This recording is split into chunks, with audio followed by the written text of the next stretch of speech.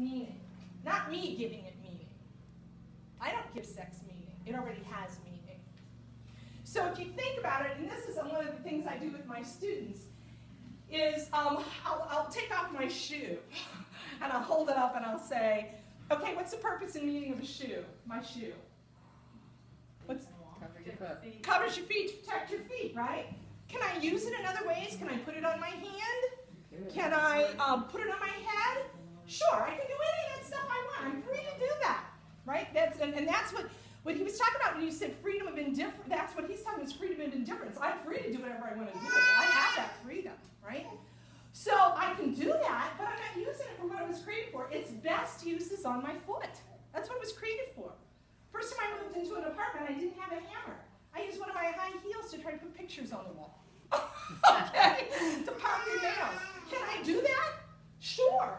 Is that a good use of it? No. All right?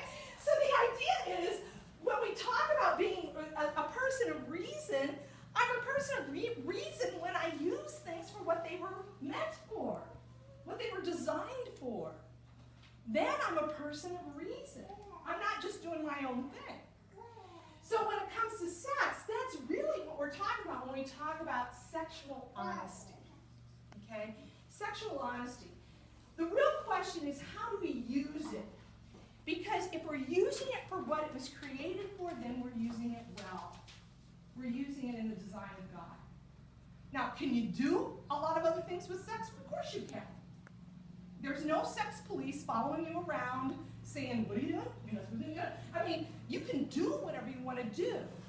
But real freedom is freedom for the good.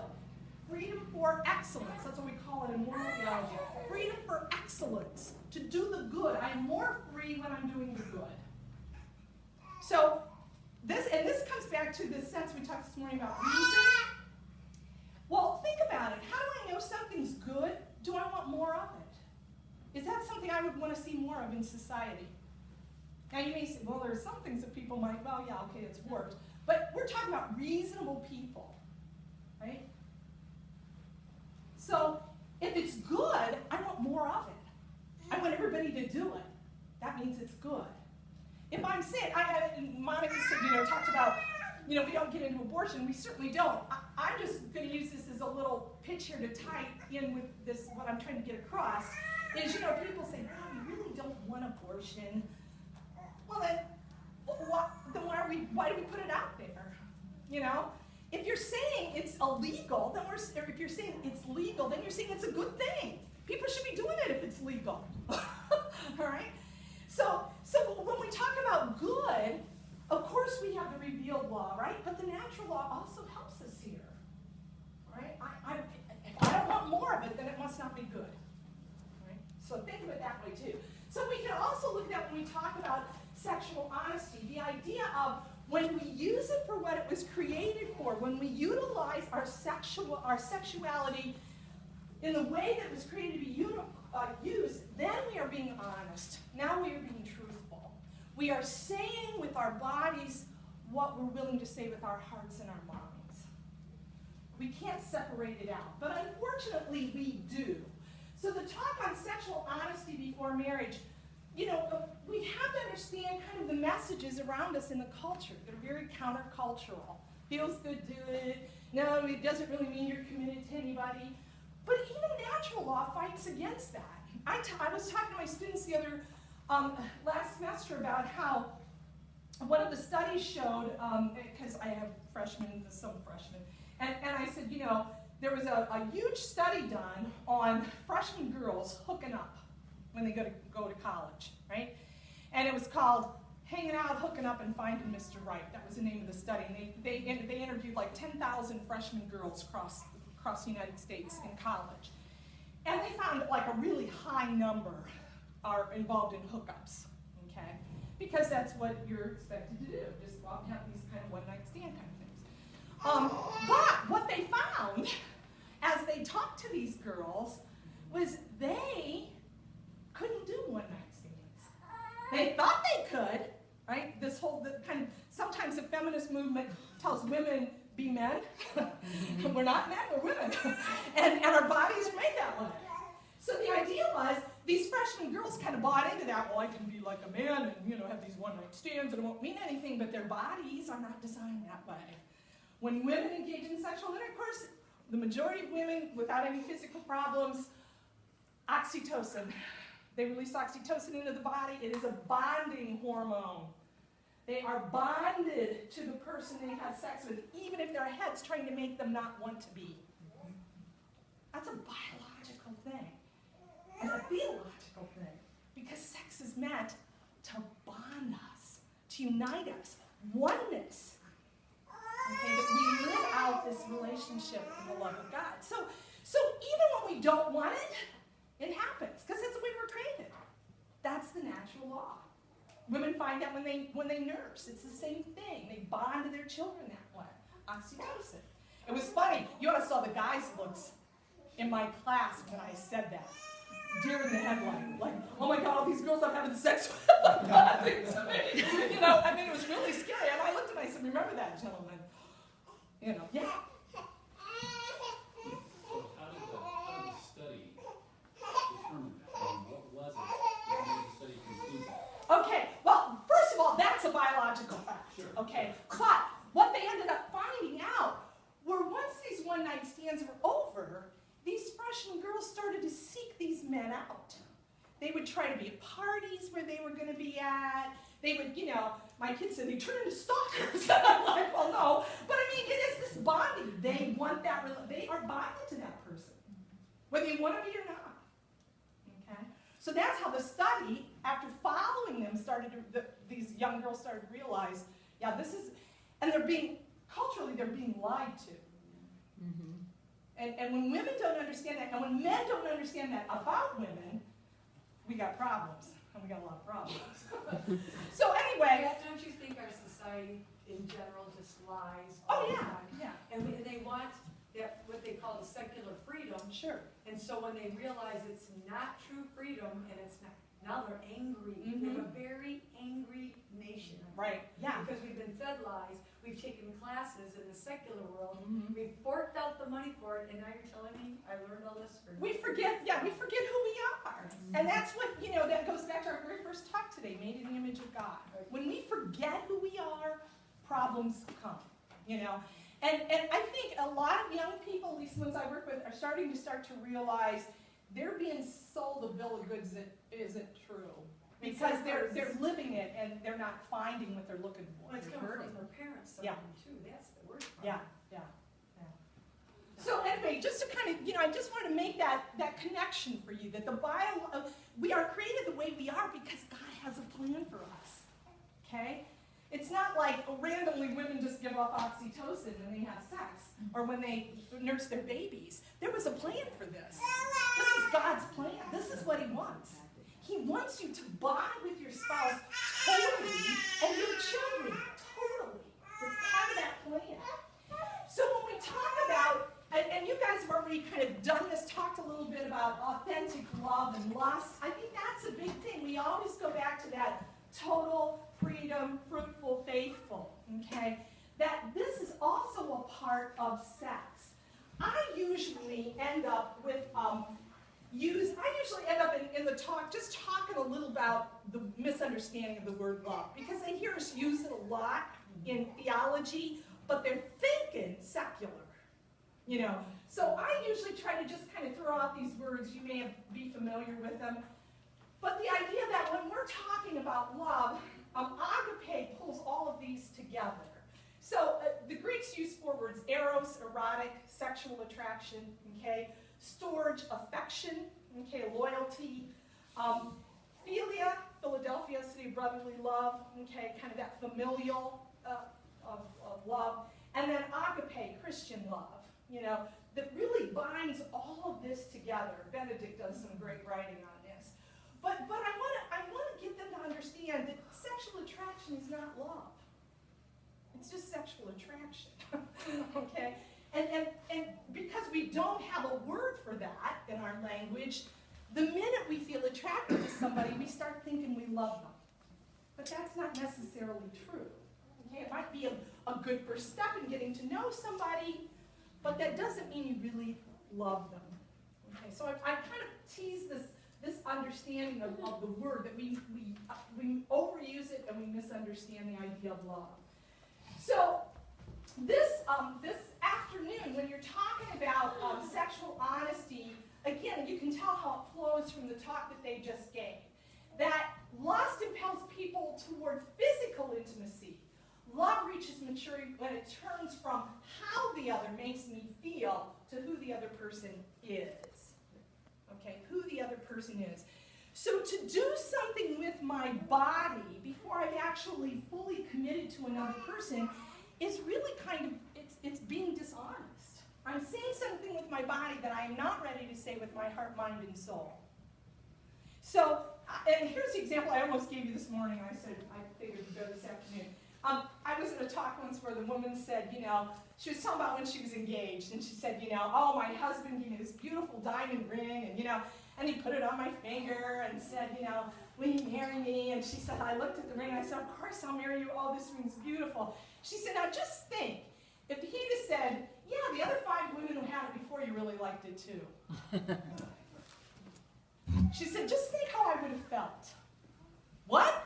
You gave this ring to 5 other women? That's just a ring. But what do we do with our bodies?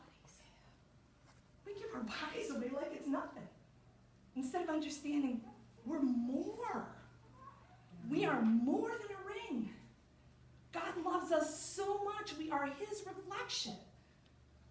That is so strong. And if we can own that, we can understand why we are so valuable. And why we just don't give that away like it's nothing. Okay?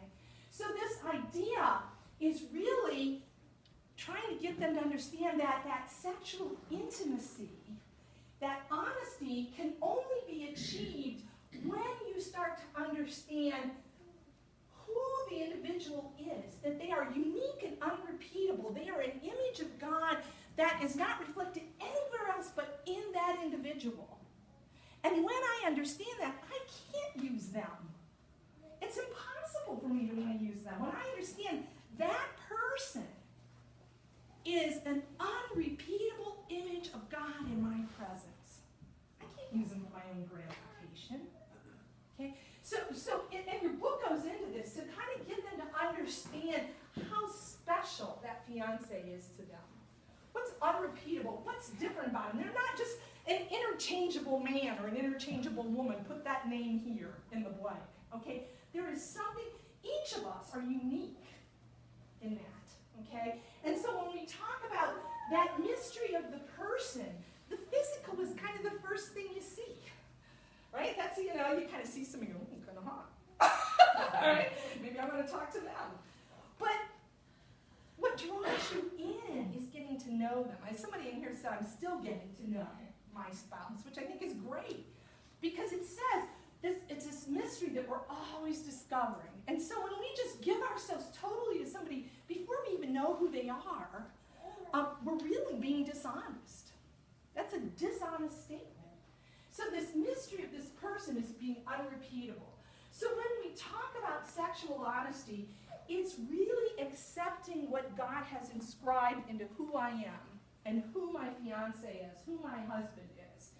That this person is a unique individual that is to be loved and cared for at a much deeper level than just the physical level. So sex and marriage have the same purpose and meaning when you think about it. It's the same purpose and meaning. Sex, why do you have sex? Unites you to someone, okay, and you have babies. Why do you get married? Unites you to someone, and you have babies. Okay? So they have the same purpose and meaning. So to try to pull them apart desecrates both of them. I always tell my students, sex was God's idea.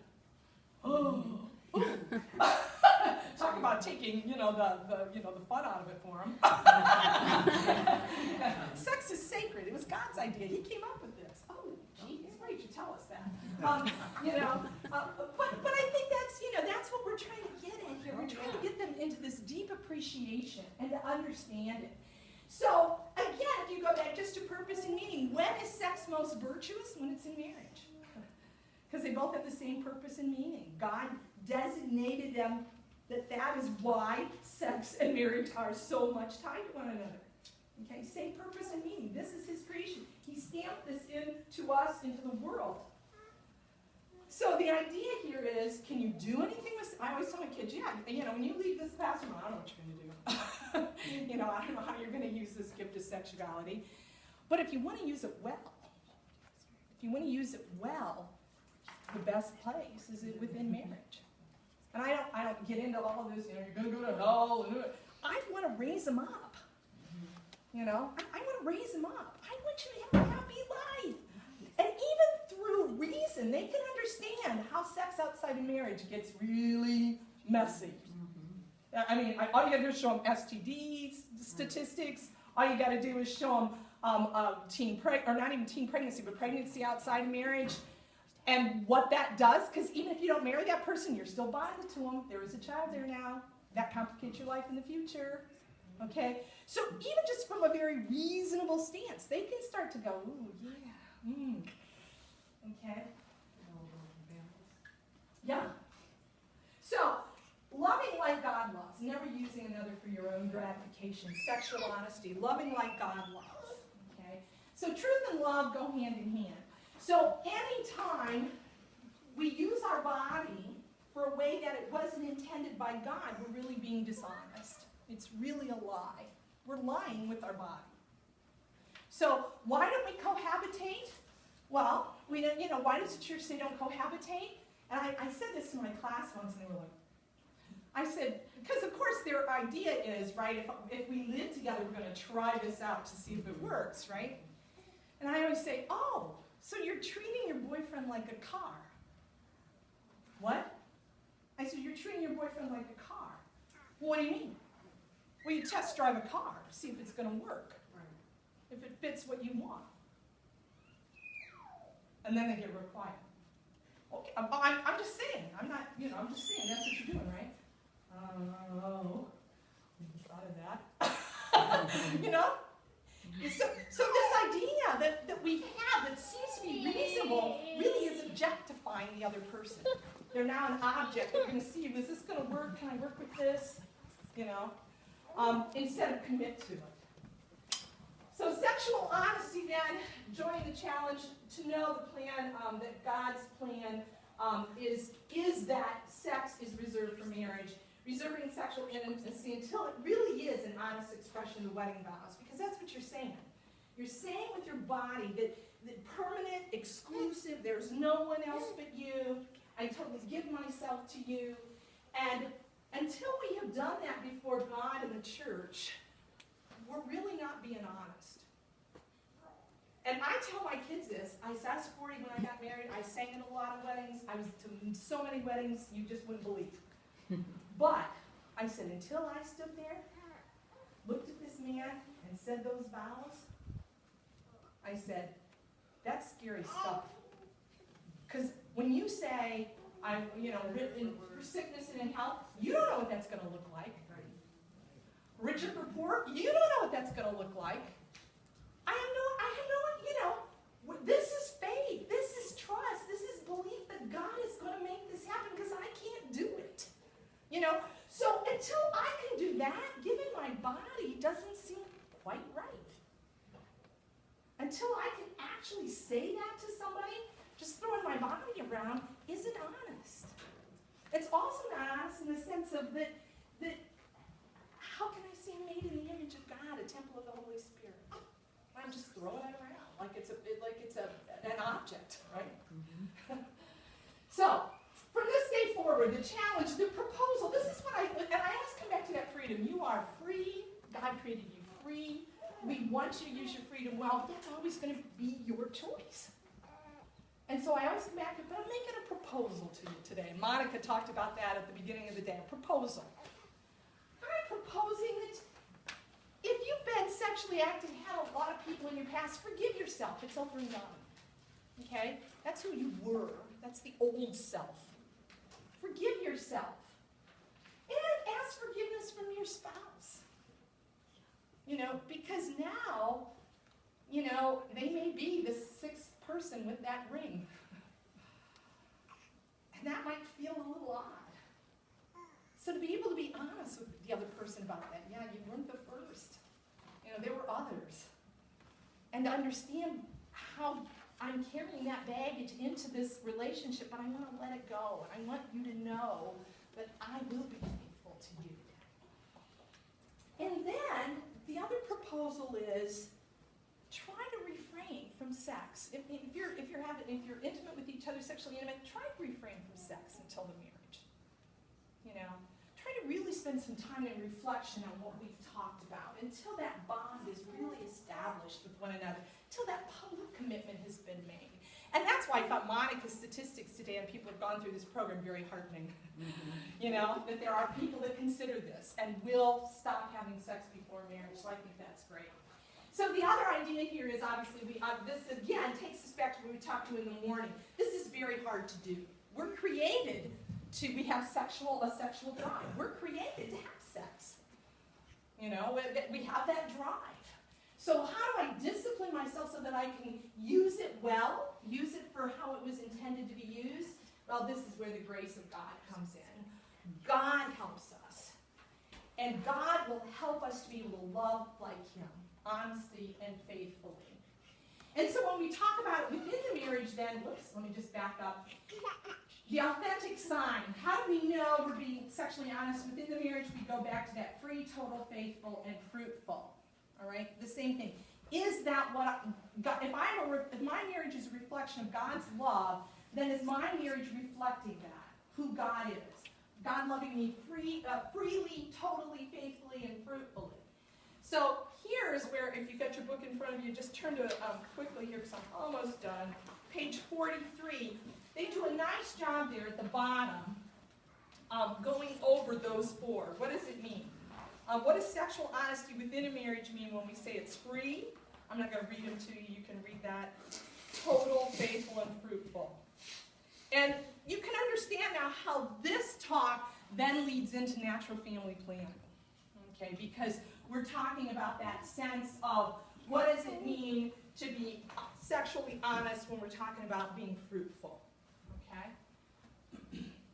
So, again, when we talk about, if you're one of those people, I know Jeff and Bridget do the natural family planning. You guys talked about natural family. You guys present on this.